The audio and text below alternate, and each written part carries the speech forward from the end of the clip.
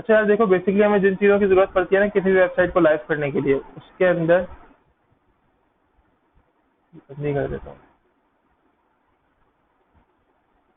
उसके अंदर एक वेबसाइट होती है 000 वेब होस्ट के नाम से। ठीक है, फिलहाल हम फ्री में होस्ट करना सिखा रहे हैं। ठीक है, क्योंकि मैं तो प्रेफर नहीं करूंगा कम से कम कि अगर आप एक बिगनर प्रोजेक्ट बना रहे हो, आप सिर्फ शोकेस के लिए अपना प्रोजेक्ट बना रहे हो कि हम किसी को शो कर सकें, ठीक है, उसको भी आप पैसे देकर लाइव करो। आप फ्री में होस्टिंग होती हैं जहाँ पे आपको 2-3 वेबसाइट्स लाइव करने का मौका मिलता है, वहाँ पे आप जाके यूज कर सकते हो।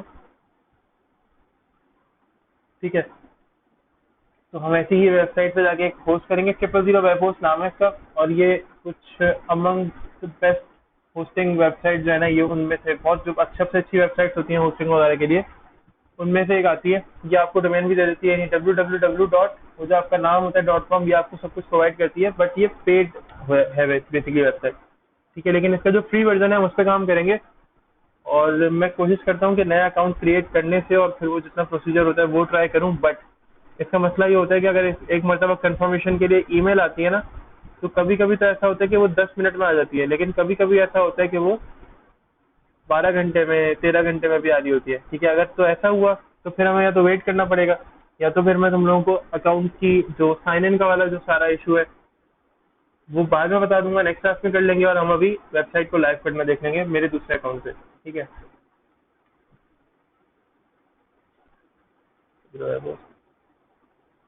ये इनकी वेबसाइट है। ठीक है, ये इसका यूआरएल है ऊपर। मैं कोशिश करूंगा कि मैं वहाँ पे क्लासरूम के ऊपर ये सारे लिंक्स जो है ना इंपॉर्टेंट वो गिवन कर दूँ। ठीक है, अब ये फ्री वेब होस्टिंग प्रोवाइड करिए, गेट स्टार्ट पे क्लिक करोगे तो आगे पहुंच जाओगे जो भी इनकी चीज़ें होंगी। ठीक है, अच्छा साइन इन पे क्लिक कर रहा हूँ। ठीक है, and I think recording start कर दी है मैंने। बिल्कुल रिकॉर्डिंग स्टार्ट कर दी है, और हेडफोन्स के बाद मेरे बिल्कुल सही आ रही है रिकॉर्डिंग में, बिल्कुल सही आ रही है। ठीक है, गेट स्टार्टेड पे क्लिक कर लेते हैं जी। ये आपको बता रहे हैं कि जी बिल्कुल $0 के अंदर आपको क्या क्या मिल जाएगा।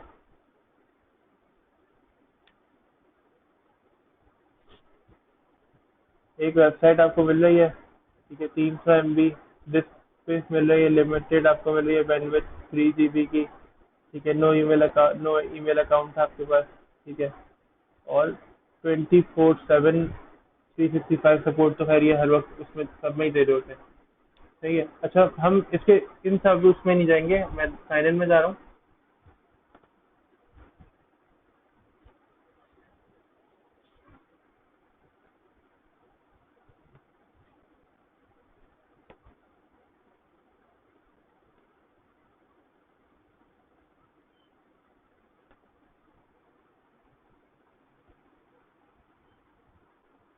अब साइन इन करना है नहीं करना, साइन अप करना है। ठीक है, ठीक, तो इसको बता दो। यहाँ पे लिखा होता है साइन अप, साइन अप पे क्लिक कर लें। ठीक है, साइन अप पे क्लिक करेंगे तो कोई नया अकाउंट बना लें, अभी बना लेते हैं नया। जैसे उम्मीद करूँ उस नाम से नहीं बनाया हुआ होगा।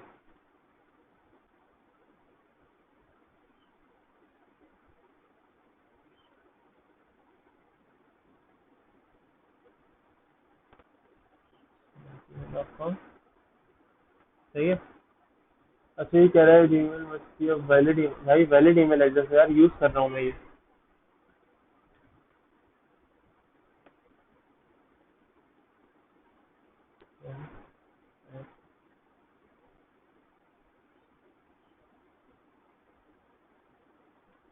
और इसका पासवर्ड रख देते हैं लेट से।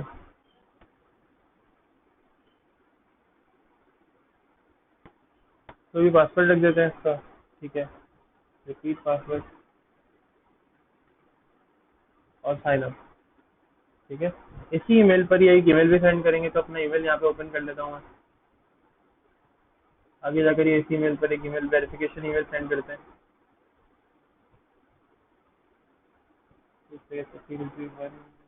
ये रहा।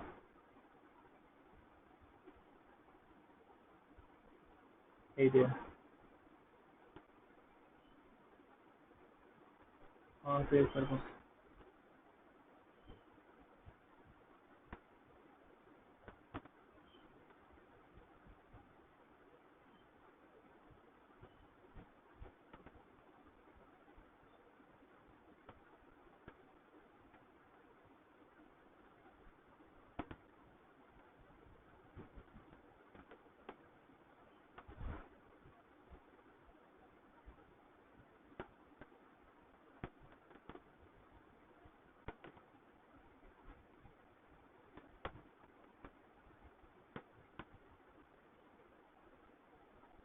ये देखो,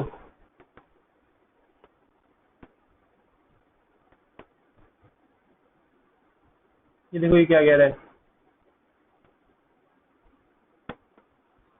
तो हम देख लेते हैं यहाँ पे कोई इन्होंने भेजी दी है वेरिफिकेशन ईमेल।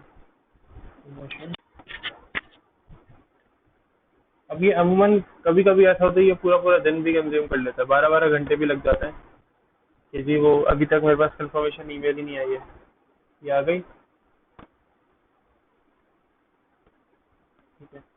और यहाँ से इसको click to verify email,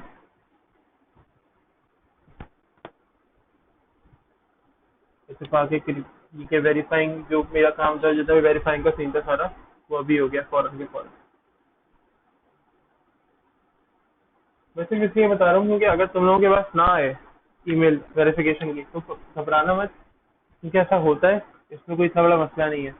get started, बिल्कुल जी, अकाउंट मेरा बन गया है, बेहतरीन हो गया अकाउंट, ठीक है। अच्छा, अब आप ये सारी चीज़ें कर सकते हो। What do you like to do, आप ये क्या क्या कर सकते हो, 3 थिंग्स फर्स्ट, ठीक है। इनमें से जो चीज़ें चाहो, एक ऑनलाइन स्टोर बना सकते हो, वेब डेवलपमेंट लर्न कर सकते हो, और दूसरी चीज़ें। हाँ हेलो, बोलो सर, आवाज़ आ रही है तुम्हारी? आ रही है, आ रही है।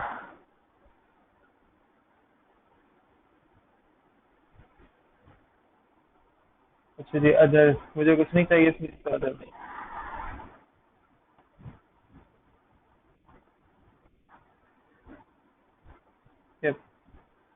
किसी भी चीज़ आनी है इसकी मैं स्किप कर रहा हूँ। न्यू नेम योर प्रोजेक्ट, अभी मैंने कुछ नहीं रखना नेम अपने फिलहाल प्रोजेक्ट का। अच्छा, मैंने वेबसाइट क्रिएट करनी है बिल्कुल, ठीक है, और मैंने उसका नाम भी रखना है, तो मैं अपनी वेबसाइट का नाम रख देता हूँ। लेट्स से क्या नाम है वेबसाइट का, माय बिजनेस,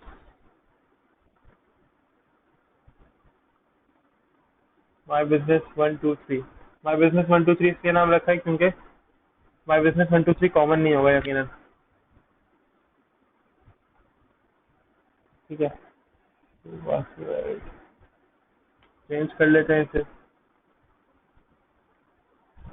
ठीक है। और ये मैं इसका भी जनरेट करा सकता हूँ पासवर्ड, सबमिट करके देखते हैं। अब ये चेक करेगा कि इस नाम से पहले कोई वेबसाइट बनी हुई है या नहीं, ठीक है। अगर नहीं बनी हुई होगी तो मुझे प्रोसीड करवा देगा ये। तो ये देखो ये क्या कह रहा है, the name has already been taken, ये नेम पहले से किसी ने लिया हुआ है, यूज किया हुआ है, ठीक है। मैं कर लेता हूँ, लेट से अपने नाम से रख लेता हूँ, मेरा नाम तो पहले से किसी ने लिया होगा, पूरा नाम रखता हूँ, या इवन,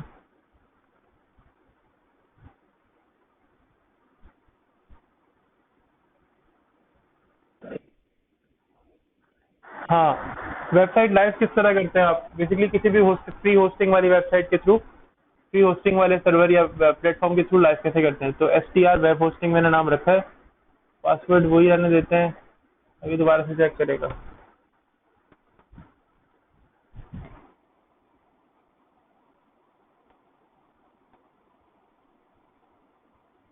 ये चेक कर रहा है, ये देखो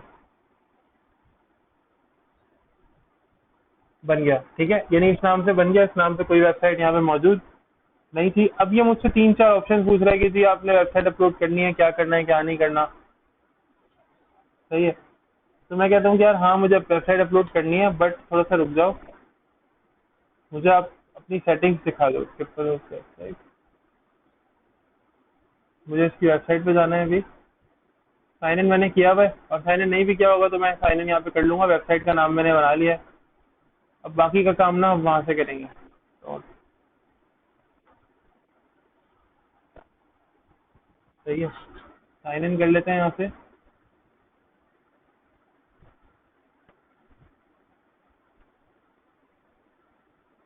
तो ये देखो मेरे नाम से साइन इन होगा, सही, 31 वेबसाइट बनी हुई है, नाम क्या था उसका, STR वेब होस्टिंग नाम है। अब इसको मैनेज करेंगे, यहाँ पर मैनेज के बटन पर क्लिक करो, तो इसके एड्स बड़े आते हैं।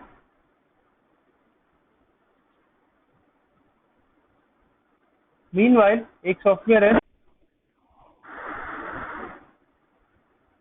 क्या कह रहे हो, क्यों नहीं शो होगी यार, अभी करके दिखाते हैं ना तुम्हें। अच्छा, एक सॉफ्टवेयर है फाइल जिला, फाइल जिला फ्री डाउनलोड करेंगे, ठीक है, ये क्लाइंट सॉफ्टवेयर होता है वेबसाइट को अपलोड करने का सर्वर पे। यानी इसमें आप अपलोड कर दो, ये आपकी वेबसाइट से कनेक्टेड होगा, आपकी होस्टिंग जो आपका वो है प्लेटफॉर्म है उससे कनेक्टेड होगा। आप इस पर अपनी वेबसाइट अपलोड कर दो और ये क्या करेगा, आपकी वेबसाइट को वहां पर लाइव कर देगा। तो मैं इसका फ्री वर्जन डाउनलोड कर रहा हूँ, फ्री वर्जन डाउनलोड कर रहा हूँ, डेस्कटॉप पे कर लेते हैं। मेरे पास डेस्कटॉप पे शायद फाइल जिला पड़ा हुआ भी हो पहले से, लेकिन नहीं है। अच्छा, अनइंस्टॉल कर दिया था मैंने, सही है। ये डाउनलोड हो रहा है, फिर थोड़ा सा वेट कर लें। डाउनलोडर है, यहीं से डायरेक्ट इंस्टॉल कर लो।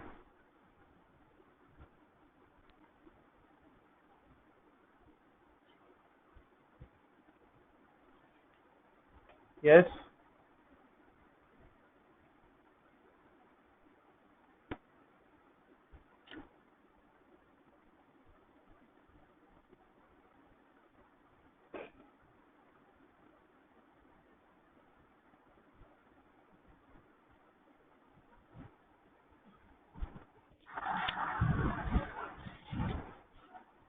अच्छा जी, जो भी ये कंप्यूटर यूज करेगा ना, वो ये फाइल जो है वो यूज कर सकता है।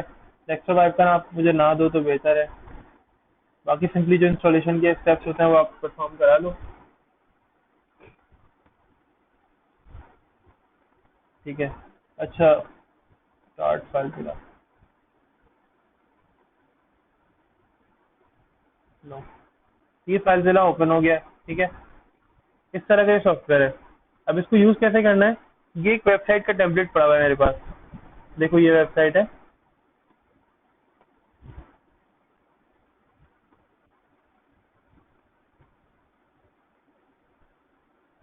ठीक है, ये पूरी वेबसाइट है। मुझे इसको लाइव करना है, सही है।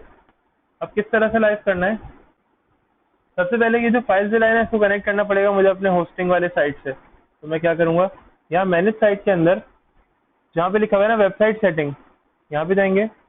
अब यहाँ पे मेरी वेबसाइट की सेटिंग आ रही है। ये मुझसे कह रहा है दो चीजें, आप वर्डप्रेस की वेबसाइट अपलोड करना चाहते हो या फाइल मैनेजर के थ्रू अपलोड करना चाहते हो, यानी आपकी वेबसाइट HTML CSS या कोई रिस्पॉन्सिव टेम्पलेट है बूटस्ट्रैप के थ्रू आप वो काम कर रहे हो। तो मैं कहूँगा यार मेरी इनमें से सब छोड़ो, ठीक है, जनरल पर आओ, सेटिंग्स के अंदर वेबसाइट की, और यहाँ पे कुछ चीजें मिलती है मुझे, जैसे कि अब ये FTP ट्रांसफर, ठीक है, मैं FTP ट्रांसफर के थ्रू कर रहा हूँ।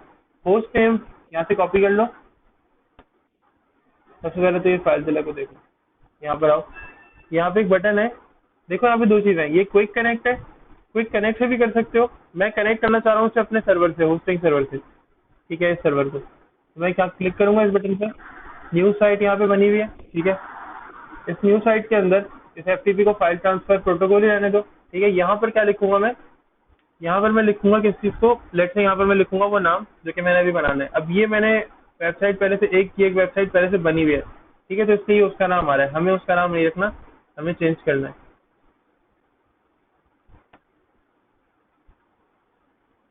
उस नेम में यहाँ पर हमारा नाम आ जाएगा, ठीक है। पोर्ट में ये पोर्ट दे रहा होता है, ये ऑप्शनल होती है, जरूरी नहीं होती आप ये भी एंटर करो, लेकिन ऐसे ये एंटर करोगे तो प्रेफरेबल है।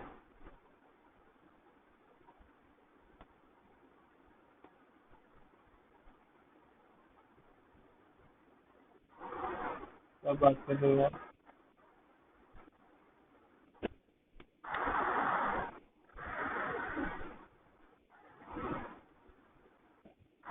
जी,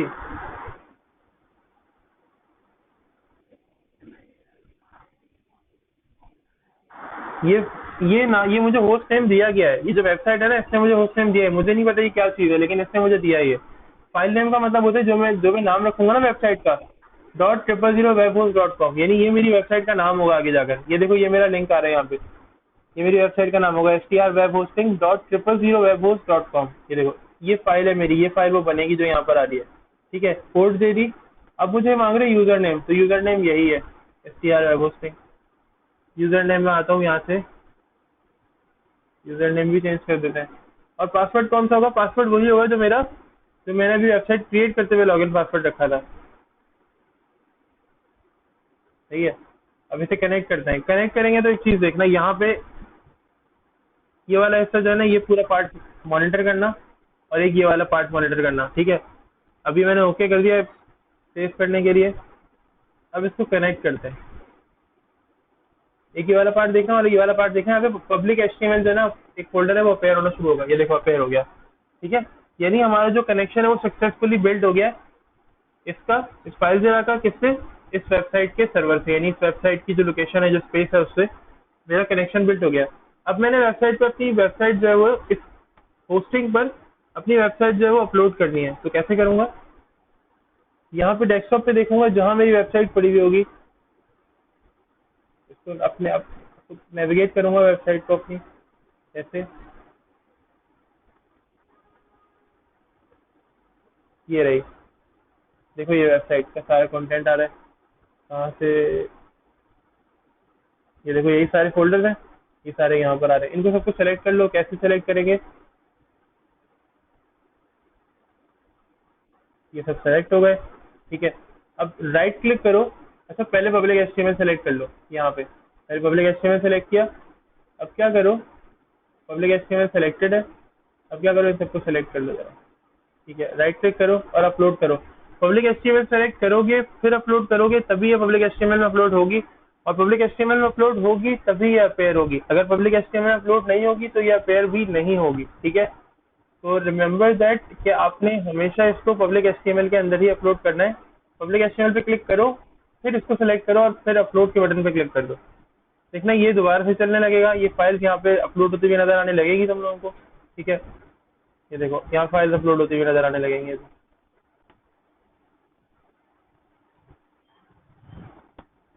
जस्ट वेट एंड वॉच, पता चलता रहेगा अभी तुम लोगों को।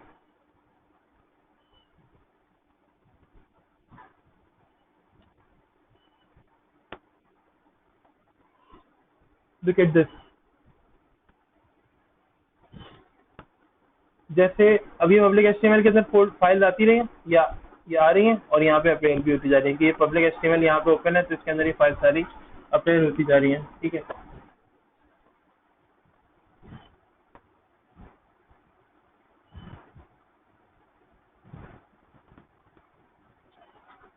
थोड़ा सा वेट और ये वेबसाइट अपलोड हो जाएगी। जब ये अपलोड हो जाएगी ना तो यहाँ पर आएगा connection to server is close. यहाँ पर इधर सर्वर का कनेक्शन क्लोज हो गया, यानी वेबसाइट पूरी अपलोड हो गई है और जो कनेक्शन है वो भी क्लोज हो गया। अभी कनेक्शन ओपन चल रहा है क्योंकि बीच में से डेटा ट्रांसफर हो रहा है, तो कनेक्शन बिल्कुल ओपन चल रहा है।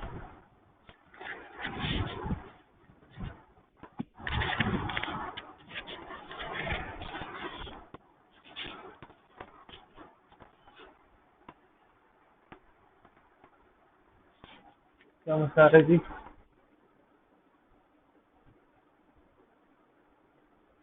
गाने तो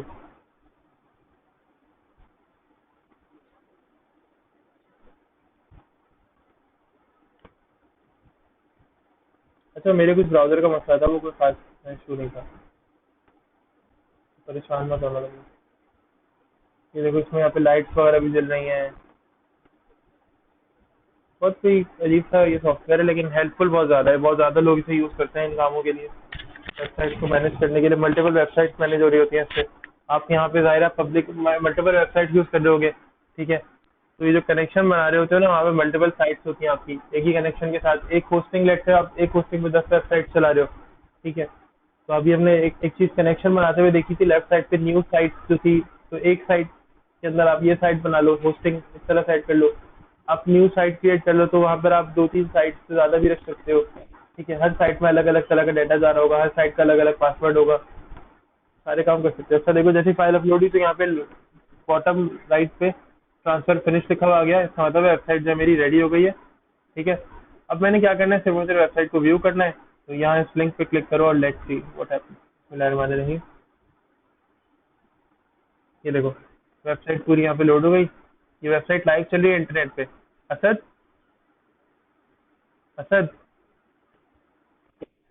ये लिंक अपने कंप्यूटर पे पेस्ट करो।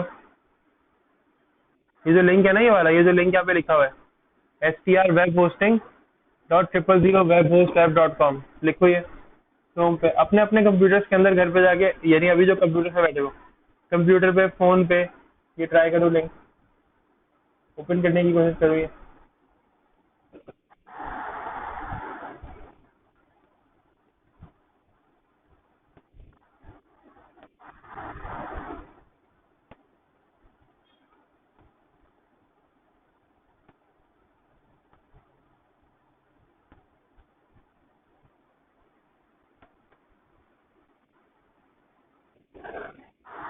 STR web hosting, STR web hosting.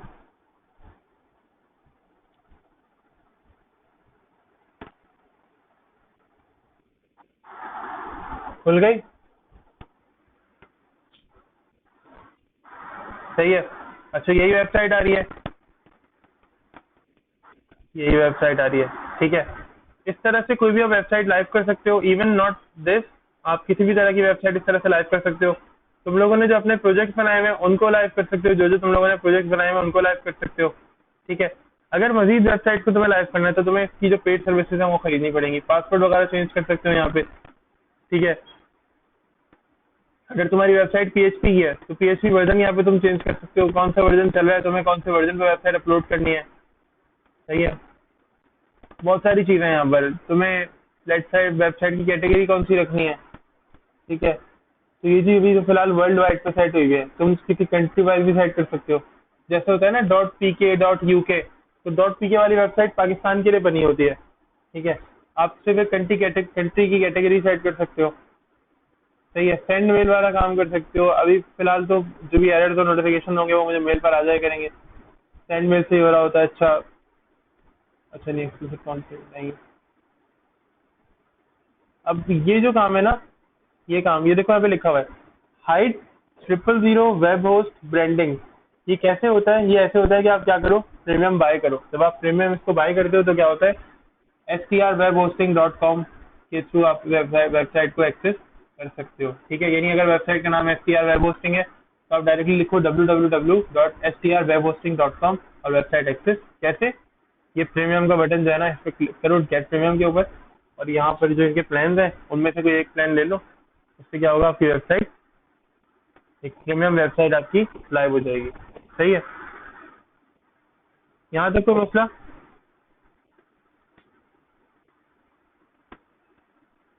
ये फाइल जिला और ये सारी चीज़ों का लिंक मैं दे दूंगा तुम लोगों को क्लासरूम में, ठीक है। और बाकी जहाँ तक बात रही कि वेबसाइट लाइव कैसे होगी, ठीक है, तो ये वीडियो रिकॉर्ड फिलहाल कर ही रहा हूँ मैं, और कोशिश ये करना कि ये जितना भी काम है ना, ये एक एक वेबसाइट मुझे लाइव करके दिखा देना। तुम लोगों के जो प्रोजेक्ट है ना उनकी वेबसाइट लाइव करना, मुझे लिंक सेंड कर देना, ठीक है। फिर मैं देख लूंगा, समझ जाऊंगा कि हाँ तुम लोगों को समझ में आ गया ये काम और तुम लोग कर सकते हो, सही है। सब लोग ट्राई करिएगा और मुझे बताइएगा। इंटरनेट से कोई भी टेम्पलेट उठा लो, कोई मसले वाली बात नहीं है, कोई इतना इशू नहीं है। हम चलते हैं, अब हम स्टार्ट करते हैं अपना सेमेस्टर सेकंड, और इसके अंदर पहला टॉपिक जो है वो हमारा XML है। अच्छा, XML मैंने तुम लोगों को बताया था कि ये भी एक मार्कअप लैंग्वेज होती है HTML की तरह। आज फिलहाल सिर्फ थ्योरी देख रहे हैं ताकि एक स्टार्ट ले सकें, नेक्स्ट क्लास में इसका प्रैक्टिकल करेंगे इंशाल्लाह। XML एक मार्कअप लैंग्वेज होती है और XML HTML नहीं होती। दिखने में अगर देखो तो HTML से थोड़ी बहुत मिलती जुलती होती है। अच्छा, XML basically stands for extensible markup language. Basically it is a markup language much like ज़ाहिर है HTML की तरह होती है बिल्कुल, ठीक है। और इवन ये किस चीज़ के लिए बन रही होती है, ये बनती है डेटा को ट्रांसफर या स्टोर करने के लिए। अभी तक HTML में जो हमने पढ़ा है उसमें अभी तक हमने ये नहीं पढ़ा कि डेटा को ट्रांसफर कैसे किया जाता है एक जगह से दूसरी जगह पे, ठीक है। डेटा को ट्रांसफर करने का मतलब ये है कि लेट्स से कुछ लोगों की इंफॉर्मेशन है, वो यहाँ मेरे पास है सर्वर से, मुझे यहाँ लेकर आनी है अपने PC पे, अपनी अपनी ऑफलाइन मशीन के ऊपर, ठीक है, अपना जो लोकल सिस्टम है उस पर लेकर आनी है। वो डाटा कैसे ट्रांसफर होता है, वो डाटा XML के साए में आता है, सही है। यहाँ पर आता है वो XML के शेडो के अंदर, XML की जैसे कहते हैं ना XML की हिफाजत के हिसार के अंदर आता है वो यहाँ पे डाटा, ठीक है। XML के थ्रू स्टोर किया जाता है, XML के थ्रू उसको ट्रांसफर किया जाता है। अच्छा, it was designed to be self descriptive. ये डिजाइन की गई थी सेल्फ डिस्क्रिप्टिव होने के लिए। क्यों सेल्फ डिस्क्रिप्टिव होने के लिए? क्योंकि इसके अंदर क्या होता है, आपको कोड जो इनके टैग्स होते हैं ना उसको समझने में बहुत ज्यादा आसानी होती है, सही है। इसके टैग्स बहुत ज्यादा आसान होते हैं, बहुत ज्यादा ह्यूमन फ्रेंडली, यानी ये समझ लो कि बहुत ज्यादा रीडेबल होते हैं, इजी टू रीड होते हैं, ठीक है, इजी टू अंडरस्टैंड होते हैं। क्यों? क्योंकि यहाँ पे लिखा हुआ है XML was designed to be both human and machine reliable, basically readable. अच्छा, XML का क्या सीन है, XML ह्यूमन के लिए भी और मशीन के लिए भी, दोनों के लिए बहुत आसानी से रीडेबल है। क्यों? क्योंकि XML क्या करती है, स्ट्रक्चर, डेटा को स्ट्रक्चर करने के लिए भी होती है। और एक और बात, XML के अंदर टैग्स जो होते हैं ना, वो आपके कस्टम हो सकते हैं। यानी XML के अंदर मैं अपनी मर्जी का टैग बना सकता हूँ जिसका नाम तकी हो सकता है। सही है, इसलिए XML के टैग्स जो है वो पढ़ने में या इंसानी जबान में या कह लो दोनों मीडियम्स के अंदर आसानी से समझे जा सकते हैं। सही है। अच्छा, डेटा को स्ट्रक्चर करने के लिए यूज होती है। डेटा को स्ट्रक्चर करने का मतलब ये है कि डेटा को एक सीक्वेंस में लाकर उसको यूज करने के लिए XML को यूज किया जाता है। ठीक है, XML uses tag to structure data which are created by users. यानी XML क्या करती है, XML टैग्स को यूज करता है या टैग्स को यूज करती है डेटा को स्ट्रक्चर करने के लिए। अच्छा, ये जो डेटा स्ट्रक्चर करते हैं ये हम या आप में से कोई एक करता है। यानी लेट्स से मैं और आप करते हैं ये डेटा को स्ट्रक्चर। ठीक है, और ये डेटा को स्ट्रक्चर करने का मतलब ये कि डेटा जना डिफरेंट लैंग्वेजेस के अंदर लेट्स से C# की बात करें तो ऑब्जेक्ट की सूरत में होता है। आप क्या करते हो, उसको एक ऑब्जेक्ट एक स्ट्रक्चर की सूरत में लेकर आते हो ऑब्जेक्ट के अंदर से। यानी एक ऑब्जेक्ट का मतलब क्या होता है कि अगर C लैंग्वेज की बात करें,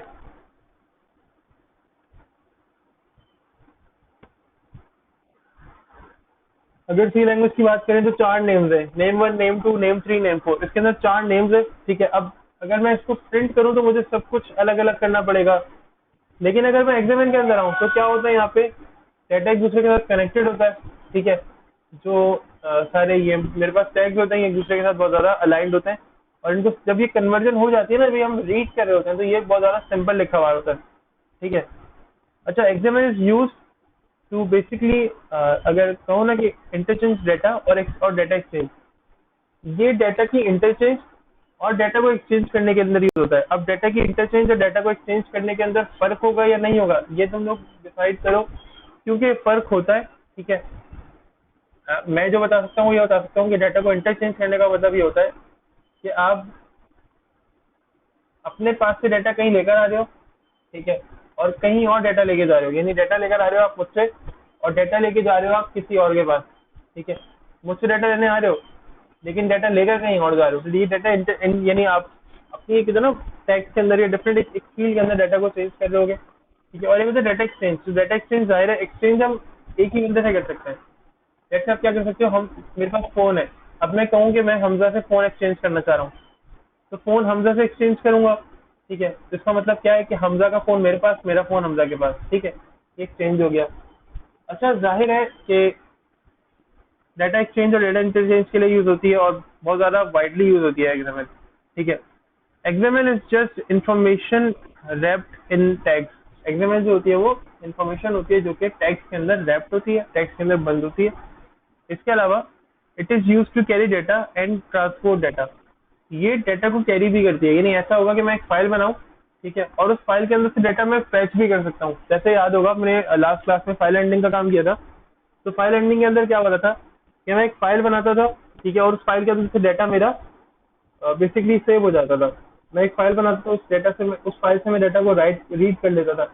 हमने एक आर का फंक्शन पढ़ा था, उसके अंदर एट्रीब्यूट पढ़ा था आर का, उससे हम डाटा को रीड कर सकते थे और डाटा प्रिंट भी हो रहा था। हमने देखा था कि हम नोटपैड की फाइल में एडिटिंग कर रहे थे जबकि वो डाटा रीड कहाँ पे किया जा रहा था, सी लैंग्वेज के अंदर, कंसोल स्क्रीन के अंदर। ठीक है, तो आप वो डाटा को हमारे पास यहाँ पे डाटा को रैप करके रख सकते हो। बेसिकली डाटा को इसके अंदर रख सकते हो बंद करके। सही है, और डाटा महफूज रहता है क्योंकि कस्टम टैग्स हैं, तो हर किसी को नहीं पता, वो आपकी डाटा को इस तरह इतनी आसानी से एक्सेस नहीं कर सकता। आप मेन डाटा को जो है ना, आप मेन जो अपने टैग्स होंगे, अभी हम आगे जब देखेंगे तो लेट्स से HTML का टैग है। अब मेन टैग को आप क्या करो, अपनी मर्जी का रखो। तो कोई और बंदा अगर ट्राई भी करेगा ना आपके डाटा को एक्सेस करने के लिए, तो आपको आपके मेन टैग का नाम ही नहीं पता होगा, तो कैसे अंदर आएगा वो? उसको आपके दरवाजे का ही नहीं पता, तो वो अंदर कैसे आएगा आपके कैडिस के अंदर या किसी भी अंदर रूम में? अच्छा, XML को क्यों स्टडी करें भाई? तो यहाँ पे लिखा हुआ है कि XML plays an important role in many different IT system. XML क्या करती होती है, बहुत इंपॉर्टेंट रोल प्ले करती है बहुत सारे IT सिस्टम्स के अंदर। ठीक है, कंपनीज के अंदर, जो कंपनीज बहुत बिग डाटा के साथ काम कर रहे होते हैं, जो कि frequent use of transferring data कर रही होते हैं ना कंपनीज, जैसे जिनके अंदर डाटा फ्रीक्वेंटली ट्रांसफर हो रहा होता है। ठीक है, अगर मैं कह दूं यूट्यूब की, तो यूट्यूब पे क्या हो रहा होता है, frequently data upload download delete, upload download delete, upload download delete हो रहा होता है। कोई डाउनलोड कर रहा होगा, डाउनलोड का मतलब लेट्स से सेव वाला जो काम है, यूट्यूब का जो डाउनलोड है वो भी चलो डाउनलोड में आ जाएगा। ठीक है, क्योंकि उसके अंदर भी कैश मेमोरीज है, वो मेरी क्रोम में या मेरे फोन के अंदर सेव होती है। ठीक है। इसके अलावा आप लेट से अपलोड कर रहे हो तो यूट्यूब क्या करेगा, उसको सोचेगा कि यार ये लोकल मशीन से आ रही है मेरे सर्वर पर, तो यकीनन मुझे कुछ ना कुछ करना चाहिए, डाटा आ रहा है लेकिन मुझे कुछ ना कुछ करना चाहिए। अब यूट्यूब का जो मैकेनिज्म बहुत कोई सिंपल नहीं है, वो लोग तो ग्राफ की सूरत में डाटा को कन्वर्ट करते हैं, चार्ट्स की सूरत में डाटा को कन्वर्ट करते हैं। जो चार्ट्स वैसे तो एक्सएमएल शो कर भी रहा होता है, ठीक है, लेकिन वो हमें नहीं कर रहा होता, उनको ही कर रहा होता है, बट उनका डाटा एक्सएमएल एग्जैक्टली एक्सएमएल के थ्रू नहीं जा रहा होता, ठीक है। अच्छा, XML is often use for disturbing data, basically disturbing data over the internet. ये क्या कर रहा होता है, एक्सएमएल ज्यादातर जो इंटरनेट के ऊपर, इंटरनेट के थ्रू डाटा ट्रांसफर हो रहा होता है ना, यानी अगर आपको डाटा ट्रांसफर करना है इंटरनेट के थ्रू, तो एक्सएमएल वो इंटरनेट के थ्रू वाला जो डाटा ट्रांसफर होता है ना, ज्यादातर वो काम हो रहा होता है। क्योंकि आप लोग अमूमन जो एक्सएमएल को देखोगे वो वेब पर देखोगे। मैंने तभी कहा था कि हम अभी एक्सएमएल को नहीं पढ़ सकते, क्यों? क्योंकि एक्सएमएल वेब पे ज्यादातर काम करता है। तो एक्सएमएल क्योंकि ओवर द इंटरनेट डाटा को ट्रांसफर कर रहा होता है ऑप्शन ज्यादातर, ठीक है। तो इसलिए क्या होता है, एक्सएमएल काम की चीज होती है, काम की लैंग्वेज इसकी है, क्योंकि अब ऑप्शन जब हम ज्यादातर जब इंटरनेट के ऊपर डाटा को ट्रांसफर करेंगे, ठीक है, हमारा एम ही यही होगा कि हमने डाटा को ट्रांसफर करना है बट ओवर द इंटरनेट करना है, ठीक है। तो क्या होगा इससे, इससे होगा ये कि डाटा की फैचिंग, डाटा की अवेलेबिलिटी, डाटा की मेंटेनेंस काफी ज्यादा फास्ट होगी, क्विक होगी, ठीक है, इजी टू एक्सेस होगी फॉर द डेवलपर्स, और बहुत ज्यादा आसान होगी। क्यों? क्योंकि डाटा मैं लम्हात में चेंज कर रहा हूँ, यानी लेट से आज डाटा कुछ था मेरा, और मेरे बॉस ने या मेरी कंपनी ने कहा कि यार तकी साहब इसे अपडेट कर दें आप, ठीक है, और ये चेंज कर दें डाटा, और ये यूजर्स के पास चला भी जाए, तो मैं क्या करूंगा, अपने सर्वर पे चेंज करूंगा, और जो जो एक्सएमएल के थ्रू डाटा मैं भिजवा रहा हूँ अलग अलग पीसीज पर या अलग अलग डिवाइसेस पर, तो बाद उसके बाद क्या होगा, वो डाटा बाद में ऑटोमेटिकली चेंज हो जाएगा, क्योंकि वो तो डाटाबेस से निकल के आ रहा है, एक्सएमएल के थ्रू एक्सएमएल पे जा रहा है यूजर की मशीन पे, तो वो क्या होगा, डाटा भी चेंज हो जाएगा। और इससे मेंटेनेंस आसान होती है ना, ऐसा नहीं होता कि मैं वहाँ सर्वर पे अलग डाटा रख रहा हूँ, यहाँ पे मशीन के लिए अलग कोई होस्ट का कोई डेटाबेस खरीद रहा हूँ या कोई ऐसा काम कर रहा हूँ, मैं एक साथ ही सारे काम कर सकता हूँ। अच्छा, it is important for all types of software developers to have a good understanding of XML. अच्छा, ये जरूरी है कि आपको एक अच्छी अंडरस्टैंडिंग होनी चाहिए एक्सएमएल पे। आप बेशक कोई मास्टर ना हो एक्सएमएल के, कोई मसला नहीं है, लेकिन आपको एक अंडरस्टैंडिंग होनी चाहिए एक्सएमएल की, एक्सएमएल किस तरह से बेसिकली काम कर रही होती है, ठीक है। अच्छा, एक मिनट रुकना जरा, ये डिफरेंसेस पढ़ो, ठीक है, और ये डिफरेंसेस जरा डिस्कस करते हैं।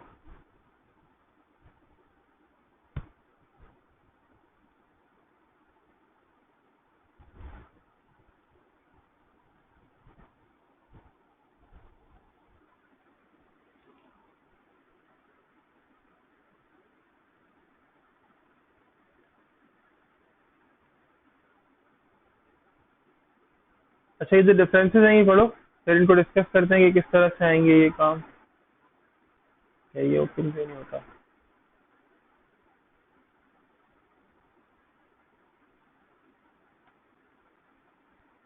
अच्छा सर, जो भी आता है उसको बताओ कि ये डिफरेंसेस पढ़े, ठीक है, फिर हम इनको डिस्कस करते हैं कि क्या होते हैं, थोड़ा सा इनका मतलब समझते हैं, तुम लोग भी थोड़ा सा क्लास में अंदर पार्टिसिपेशन करो, ठीक है, डिफरेंसेस रीड करो और मुझे बताओ, खुद से रीड करो, फिर मैं जब पूछूंगा तो वन बाय वन मुझे इनका मीनिंग बताना, ठीक है, खुद से रीड करो, फिर जैसे मैं पूछूंगा ना इसका मतलब, तो फिर मुझे बताना वन बाय वन, सही है।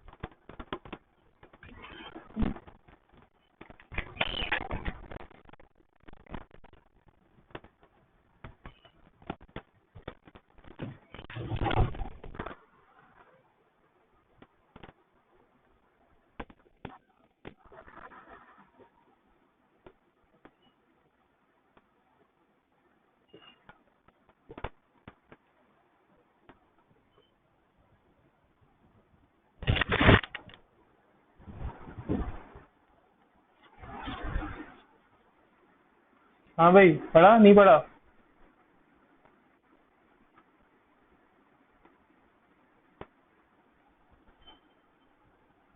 अच्छा, चलो डिस्कस कर लेते हैं। बेसिकली HTML डिजाइन की गई थी डाटा को डिस्प्ले करने के लिए, जबकि XML डिजाइन की गई थी किस चीज के लिए? डाटा को कैरी करने के लिए। यहाँ पे लिखा हुआ भी कि HTML was designed to display data while XML was designed to carry data। अच्छा, HTML का सीन ये है कि HTML basically displays data and focuses on how data look like basically, ठीक है। HTML फोकस करता है, या HTML फोकस करती है कि डेटा दिखता किस तरह का है, ठीक है। जाहिर है आप लोगों ने डिजाइनिंग पढ़ी, आप लोगों को अंदाजा है कि HTML से हम लोगों ने क्या किया है। क्या HTML से मैंने डाटा फैच करना सिखाया है? नहीं, क्योंकि HTML से डाटा फैच ही नहीं हो सकता, वो तो बना ही नहीं है इसलिए, ठीक है। तो HTML बना ही इसलिए, HTML बनी ही इसलिए कि आप उसे क्या कर सको, डाटा का लुक जो है ना वो देख सको। डाटा लुक में किस तरह है, डाटा ने जो उसकी लेट्स से अपीयरेंस है वो कैसी है। इसके अलावा XML क्या करता है? On the other hand XML describes data and focuses on what data is, ठीक है। XML क्या कर रहा होता है? अगर देखा जाए तो XML क्या करता है? डिस्क्राइब करता है डेटा को, और इस बात पे फोकस करता है कि डेटा है क्या, ठीक है। अच्छा, HTML is about displaying information on browser. HTML क्या करता है? HTML सिर्फ डिस्प्ले करते हैं इन्फॉर्मेशन को ब्राउजर पे, while on the other hand XML is about carrying information। XML क्या कर रहा होता है? इन्फॉर्मेशन को कैरी कर रहा होता है, क्योंकि HTML सिर्फ और सिर्फ इन्फॉर्मेशन को शो कर रहा होता है ब्राउजर पे, जबकि XML क्या कर रहा होता है? उसको कैरी कर रहा होता है बकायदा। अच्छा, HTML डिस्प्लेज इन्फॉर्मेशन। HTML सिर्फ डिस्प्ले करता है इन्फॉर्मेशन, while XML क्या कर रहा होता है? Describes information. HTML सिर्फ बता देगा कि दिस इज हेडिंग, जबकि XML क्या कर रहा होता है? वो दिस इज हेडिंग है ना, उसको डिस्क्राइब कर रहा होता है कि इसका कोई पैरामीटर तो नहीं है, क्या इसकी कोई आईडी तो नहीं है, या इसके ऊपर कोई नेम तो असाइन नहीं होगा, ये चीजें। अच्छा, HTML tags are predefined. HTML के अंदर H1 का टैग होता है, div का टैग होता है, पैराग्राफ का टैग होता है, ऑडियो, वीडियो, इमेज और बहुत सारी चीजें, ठीक है, इनके टैग्स होते हैं। वाइल XML के अंदर टकी, Sarmad, Hamza, C#, C language, XML, JSON, ये चीजें होती हैं, ठीक है। जरूरी नहीं है कि वो सारे टैग्स डिफाइंड हो, कुछ जाहिर है डिफाइंड भी होते हैं टैग्स XML के अंदर, लेकिन सारे टैग्स प्री डिफाइंड नहीं होते। आप यूजर डिफाइंड भी कर सकते हो, यूजर भी बना सकते हैं। यहाँ पे लिखा हुआ है कि XML tags are not user defined, not all, सारे नहीं। XML tags are not user defined, basically are not user defined, you must define your own tags. जाहिर है यूजर डिफाइंड पहले से नहीं होते, ठीक है, सारे पहले से नहीं डिफाइंड होते। जो इनके कस्टम टैग्स होते हैं, जो इनके बेसिक टैग्स होते हैं वो होते हैं, बट आपने खुद से भी डिफाइन करने होते हैं अपने लिए। जो आपने काम करना है, जो आपने डाटा स्टोर करना है, उसके लिए आपने खुद ही से टैग्स बनाने होंगे, ठीक है। अच्छा, HTML टैग्स केस सेंसिटिव नहीं होते। HTML के अंदर डेफ का D बड़ा लिखो छोटा लिखो कोई मसला नहीं है, ठीक है। जबकि यहाँ पर XML के अंदर क्या होता है? टैग्स जो होते हैं वो केस सेंसिटिव होते हैं। हाँ पूछो, कुछ पूछ रहे हो तो?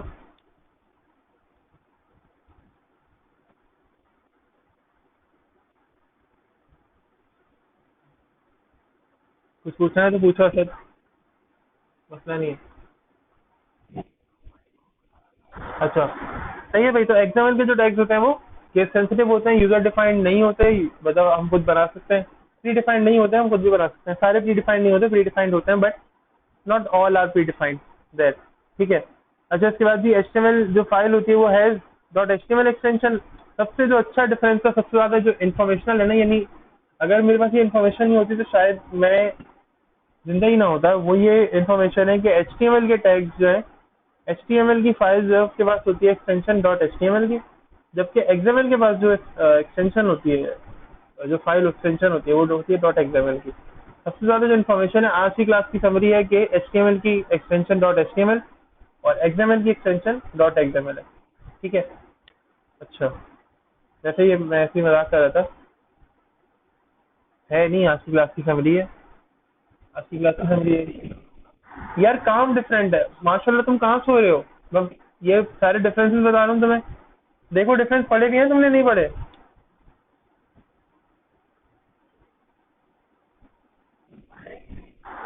तो देखो ना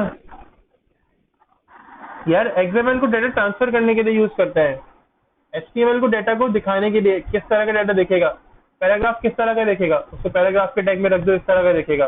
XML के अंदर क्या होता है, खुद के टैग्स बनाने होते हैं आपको, और उसके अंदर बताना होता है कि यार डाटा को किस तरह स्टोर करना है, उसको डिफाइन कैसे करना है। ठीक है। अच्छा, ये स्ट्रक्चर आ गया। ठीक है, हम डिस्कस करेंगे नेक्स्ट क्लास के अंदर इसको। मैं सी शार्प के साथ थोड़ा सा डिस्कस करूंगा बेसिक विंडोज फॉर्म के ऊपर। ठीक है, मुझे अंदाजा असल में आज मैं इसलिए नहीं कर रहा क्योंकि मैं उसको बिल्कुल अच्छी तरह समझाना चाह रहा हूँ। ठीक है, इसलिए मैं उसको आज नहीं करना चाह रहा हूँ, वो पूरा एक अलग टॉपिक है। मैं चाह रहा हूँ थोड़ा सा डिटेल के साथ डिस्कस करें, इसलिए मैं उसको आज नहीं चाहता। ठीक है। अच्छा, तो देखो इस तरह से अब इसको डिफाइन किस तरह करते हैं, लेस देन कैरेक्टर या एंगल ब्रैकेट ओपन होने का तरीका। ठीक है, फिर आप क्या लिखोगे, टैग स्टार्ट हो रहा है और ये क्या करेगा, ग्रेटर देन, और ये बीच में क्या चीज आ रही है, ये वो नाम आ रहा है जो कि आप टैग का रखोगे। फिर उसके बाद जो भी आपने डाटा इसके अंदर रखना है, टेक्स्ट जो भी इसका होगा वो आ जाएगा। इसके बाद क्या करोगे, क्लोज करोगे, जैसे HTML का टैग क्लोज होता है, एंगल ब्रैकेट स्लैश, ये देखो यहाँ पे लिखेंगे स्लैश और बिल्कुल सॉलिड। अच्छा, बिल्कुल इस तरह से क्लोज होगा जैसे HTML का टैग जो होता है वो क्लोज होता है। बस नाम क्या होगा, यहाँ पे नेम की जगह आप अपने टैग का नाम यहाँ पे रख दोगे, और वही एंड टैग है ये, तो जाहिर है एंगल ब्रैकेट दोनों तरफ के आ रहे हैं। इसके बाद स्ट्रक्चर कैसा होता है XML का, तो देखो स्ट्रक्चर, और यहाँ पे लिखा हुआ है रूट, ये रूट दे दिया। अब ये यहाँ पे लिख दिया can be defined parent element. ठीक है, ये जो रूट होता है ये पेरेंट एलिमेंट है, यानी जो बाहर वाला एलिमेंट होगा, जैसे हम यहाँ पे करते थे कि टेबल है, टेबल के अंदर TD या TR, तो टेबल पेरेंट एलिमेंट है और TR या TD क्या है, चाइल्ड एलिमेंट है। ऐसे यहाँ पे क्या होगा, रूट जो है ये फिर भी पेरेंट एलिमेंट है, और ये क्या एलिमेंट है, ये चाइल्ड एलिमेंट है, ये उसका मजीद सब चाइल्ड एलिमेंट है। ठीक है, इस तरह से काम कर रहे होते हैं। लेट्स से मैंने लिखा है यहाँ पे कंपनी, माई कंपनी या एम्प्लॉय और एम्प्लॉय आईडी, यहाँ पे देखो एग्जाम्पल है। ठीक है, ये वर्जन वगैरह तो खैर खुद ही लिखा हुआ आ जाता है जब हम सी शार्प की फाइल बनाते हैं, ये वरना आप खुद देख लो। जबकि अब ये टैग किस तरह इस्तेमाल हो रहा है, सैंपल आइटम आईडी, जो आइटम लेट से किसी भी सैंपल का कोई आइटम है। ठीक है, कोई भी सैंपल है ना तो उसकी आइटम आईडी होगी, उसकी कोई ना कोई बुक होगी लेट से। ठीक है, कोई सब्जेक्ट की बात कर लेते हैं, और उसके बाद क्या होगा, उसका कोई ना कोई की प्राइस होगी।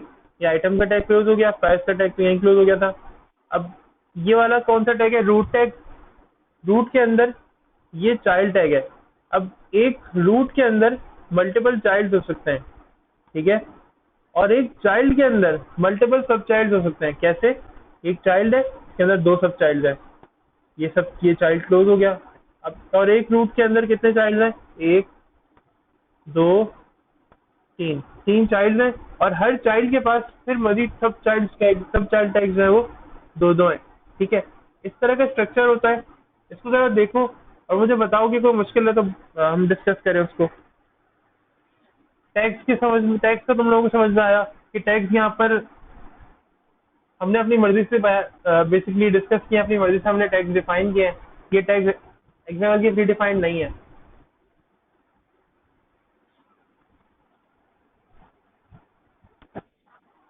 पूछो।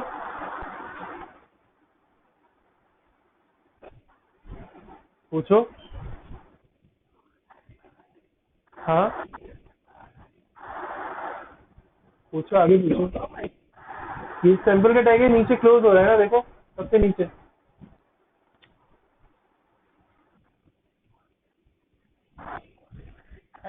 एग्जैक्टली, बिल्कुल। HTML के अंदर हम क्या करते थे, बॉडी में HTML लिखते थे, और स्टाइल के अंदर क्या लिखते थे, जो CSS होती थी वो स्टाइल के टैग में लिख लेते थे। ऐसा ही है, सही है। यहाँ पर ना वो बॉडी होती है ना वो स्टाइल होता है। यहाँ पे XML की फाइल ही अलग बनती है, डॉट XML के नाम से।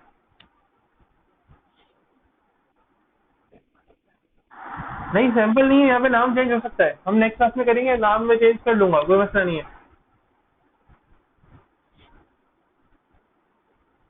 अभी यहाँ तक कोई मसला, यहाँ तक कोई मसला,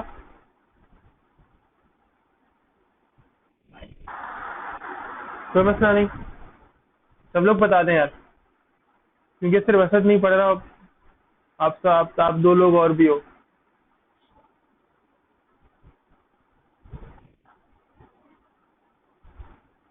अच्छा भाई, सब लोगों को बता देना कि नेक्स्ट क्लास में हम कोई या तो टेस्ट रखेंगे या तो कोई इस तरह का काम करेंगे कि आप लोगों की एग्जाम की तैयारी जो है ना वो जरा सी अच्छी हो सके। क्योंकि मैंने मिस को कहा था, तो मिस ने कहा था कि मैं आजकल में जो है वो डेट शेड्यूल करेंगे मिस आजकल में एग्जाम, तो फिर हमें डेट पता चल जाएंगी कि कौन कौन सी डेट्स पे है, क्या क्या सीन हो रहा है एग्जाम का। सही है। तो मुझे बता देना तुम लोग लाजमी, ताकि फिर हम उसको डिस्कस करें। मुझे क्या बता देना, तुम लोग क्लास के अंदर कोशिश करो कि सब लोग आए। असद तुम अगर किसी से कांटेक्ट करके कह सकते हो कि भाई क्लास में आ जाओ, सर एग्जाम्स के बारे में बता रहे हैं, टेस्ट में इंपॉर्टेंट, मैं हो सकता है किसी एक दिन तुम लोगों को पता ही ना हो, मैं टॉपिक छोड़कर तुम लोगों को उस दिन कोई इंपॉर्टेंट टॉपिक्स दे दूं, और अगर तुम लोग उनसे तैयारी कर लो तो वो पेपर में भी आ जाए। और ऐसा हो चुका है पिछले अभी सेमेस्टर एंड के अंदर कि स्टूडेंट्स के आधे आधे पेपर्स वो लगे थे जो मैंने बताए थे। तो इसलिए फिर मेरी जिम्मेदारी नहीं होगी, बाद में मैं नहीं दूंगा। अगर मुझसे कहेगा, तो कोई बंदा मुझसे कहेगा आधे घंटे पहले कि सर मेरा आज एग्जाम है, मुझे इंपॉर्टेंट दे दें, तो उस वक्त नहीं दूंगा मैं। इसलिए अटेंडेंस होगी, तुम लोगों की भी तो होती है, हमजा की, असद की, सरमत की, दोनों हमजा की, सरमत की और असद की। तो इन लोगों ने क्या बिगाड़ा है? आज हमजा नहीं है, हमजा चला गया शायद, तो मैं तुम लोगों को दे दूंगा, मैं बाकियों को नहीं दूंगा। फिर जो होगा उस दिन क्लास में उसको मिल जाएगा। बता देना है तुम सबको, ठीक है? यहाँ तक कोई मसला हो तो सरमत, हमजा और असद को बता दो।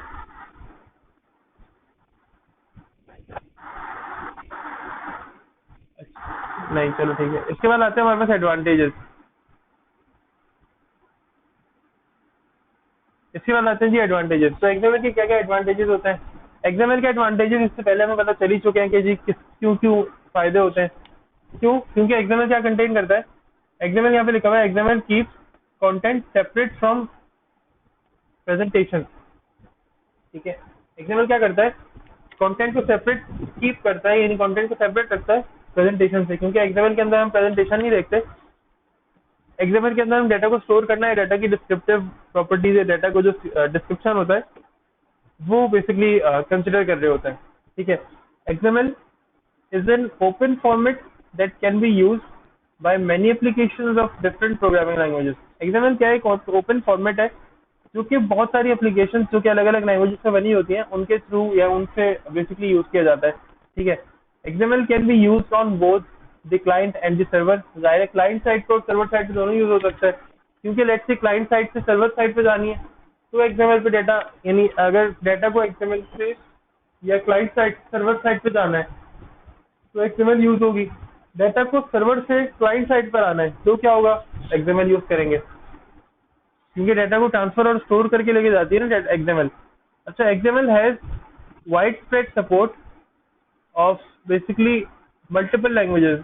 जितनी भी मल्टीपल लैंग्वेजेस है ना, जो कि नॉर्मल आजकल की जो कि मॉडर्न लैंग्वेजेस है, वो ज्यादातर एक्सएमएल को सपोर्ट करी होती है, जिसमें जावा, पाइथन, सी शार्प और एक्सेट्रा बहुत सारी अलग अलग लैंग्वेजेस है। ठीक है, अच्छा, XML can also be use with different platforms, like से iOS हो गया, एंड्रॉइड हो गया, विंडोज हो गया।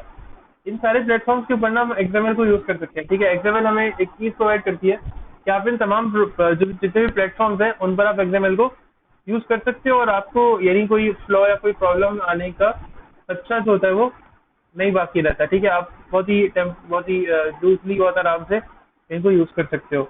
ठीक है, तो प्रॉब्लम यहाँ तक?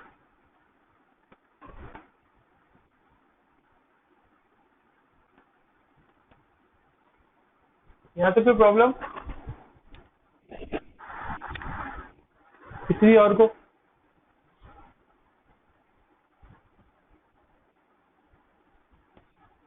अच्छा यार, मैं तुम लोगों से ना ये चाह रहा हूँ कि तुम लोग जरा सा अपने एग्जाम्स को देखो।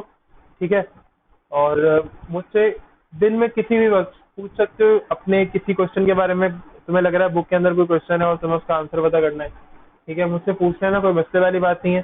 तुम्हें लग रहा है बुक के अंदर तुम्हें समझ में नहीं आ रहा, कोई पार्ट है जो तुम बुक रीड कर रहे हो तुम्हें समझ में नहीं आ रहा, उसका स्नैपशॉट मुझे लेके दे दो, ताकि वो टॉपिक मैं यहाँ से देख लूँ, ताकि टॉपिक वो मैं देख लूँ कि टॉपिक कौन सा है, वो टॉपिक मैं तुम लोगों को बता दूँ। मैं कोशिश करूँगा उसी वक्त रिप्लाई कर दूँ टॉपिक समझाने का, या कोई प्रॉब्लम अगर हो तो मैं वो बताने के लिए उसी वक्त रिप्लाई कर दूँ। लेकिन एग्जाम्स के अंदर ना अभी अगर कोई ये भी सोच रहा है, जाहिर है ये सोच होगी तुम लोगों की, खास तौर पे तुम्हारे बैच की, कि सर वो इंटरनेट तो चल रहा होता है तो हम एग्जाम दे लेंगे, क्योंकि आप लोग माशाल्लाह से बहुत ही पॉसिबल हो गए। अगर ये सोच रहे हो कि एग्जाम चल रहा है हम इंटरनेट से देख लेंगे, इंटरनेट भी चल रहा है, मसला नहीं है, तो भाई इस मतलब जो पेपर है वो ये सोच के बनाया जा रहा होगा कि बच्चे इंटरनेट की हेल्प लेंगे। ठीक है, तो जब ये सोच के बनाया जा रहा होगा तो हो सकता है कि पेपर्स के अंदर थोड़ा सा ये लोग चेंज लेकर आए, और पेपर्स के अंदर अगर ये चेंज लेकर आएंगे तो ओपन बुक टेस्ट भी होते हैं दुनिया में, और यकीनन एपटेक वाले मलेशिया वालों ने बनाए पेपर, पाकिस्तान मैंने नहीं बनाया, पाकिस्तान में किसी टीचर ने नहीं बनाया, तो यकीनन मलेशियन टीचर्स को इस बात का अंदाजा हुआ कि किस तरह से क्वेश्चन बनाने, इसलिए मैं कह रहा हूँ अपनी तैयारी ऐसी रखो बहुत हार्ड कि तुम मुश्किल से मुश्किल पेपर को भी ना आसानी से निकाल लो, बहुत आसानी से पास कर लो, इसलिए कह रहा हूँ। ठीक है, तो be prepared, best of luck. ज़्यादा से ज़्यादा ये कह सकता हूँ अल्लाह ताला आपका साथ दे। ठीक है, फिलहाल मैं क्लास को अभी यहीं पे एंड कर रहा हूँ, लेकिन तुम लोग मुझे अभी 1 बजे तक वेबसाइट लाइव करके दे रहे हो, सही है? वेबसाइट लाइव करके दे रहे हो और लिंक मुझे सेंड कर रहे हो 1 बजे से पहले पहले, सही है? मैं फिलहाल क्लास में यहाँ पे एंड कर रहा हूँ, 1 बजे से पहले पहले क्लास मुझे आप जो वेबसाइट है आप लोग मुझे लाइव करके दे रहे हो और मैं आप लोगों का वेट कर रहा हूँ। आज की अटेंडेंस में उसी बेस पे लगाऊंगा कि आप लोग ये वाला जो टास्क है वो मुझे करके दोगे। हर स्टूडेंट, कितने लोग हैं अभी? 3 लोग हैं यहाँ पर, 3 लोग थे क्लास के अंदर, असद और तुम दोनों। ठीक है, तो मुझे तुम लोग अभी करके दे रहे हो 1 बजे से पहले पहले।